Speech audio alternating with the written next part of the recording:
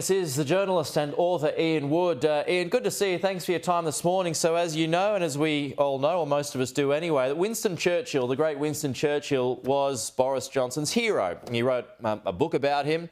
But in the end, did Boris Johnson's ambition exceed his talent?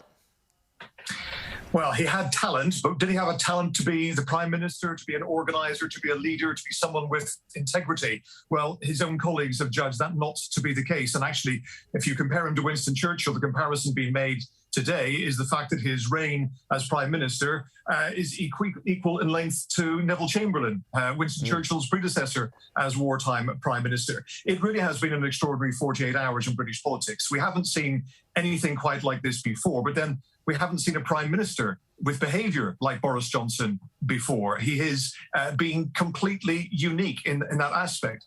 Now, 24 hours ago, it seemed as if he was still determined to hang on and become a squatter in Downing Street, even though all of his government were resigning all around him, and those that were remaining were saying, the support is just not there. You must leave. Now, we've seen British Prime Ministers fight a rearguard action before. Margaret Thatcher famously didn't want to give up back in 1989 until her cabinet came and said, the game is up, you need to resign. The same thing happened last night, but the response from Boris Johnson was, no, I'm not going to go. I've got a mandate from the British people to carry on, so I'm going to stick it out. It took this morning a whole raft of more resignations come in at the rate of every 5 minutes, and even a tweet from his new Chancellor of the Exchequer, who'd only been in the job for 48 hours after the previous one resigned. Nadim Zahawi said, the game's up, Prime Minister, it's time to go. And I think the penny finally dropped that he couldn't hang on any longer. So just after midday came the resignation speech. Now, it wasn't even a resignation speech. He didn't use the word resign. He said that he would go. He didn't apologise for anything. He blamed the herd instinct of Conservative MPs, said their decision to get rid of him was somewhat eccentric, and he's going to hang on as a caretaker Prime Minister until a new one can be found. That's going to take some time for the Conservative Party to find a new leader and to elect that. That could take months.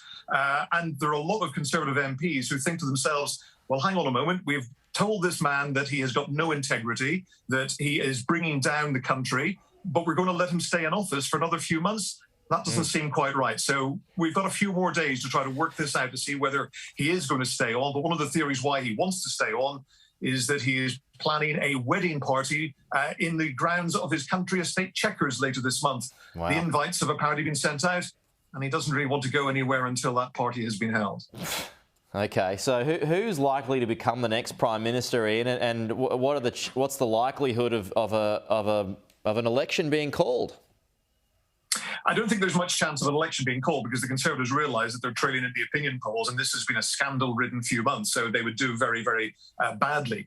One of the reasons Boris Johnson has been able to hang on so long is that there wasn't really a runaway favourite to succeed him. If there had been someone in waiting that people thought was ready to take over, then he might not have lasted this long. Some of the names being bandied about are interesting. Ben Wallace, who is the Defence Secretary, not a particularly charismatic figure, but he's got integrity in spades. Former army officer, seemed to have done a good job in handling the Ukraine situation. And actually, just like the American public voted for Joe Biden after the drama and chaos of Donald Trump, perhaps what the Conservatives need is a safe pair of hands that is the antithesis of what Boris Johnson has brought. But there are a number of names that it could be. Rishi Sunak, a former Chancellor. There are others who are outside of the government, who are untainted by recent scandals, who fancy their chances as well. But it really is a wide open field at this stage. Okay, Ian Woods there, coming to us live from London. What a day in recent history in the UK. Thank you, Ian. We'll talk to you soon.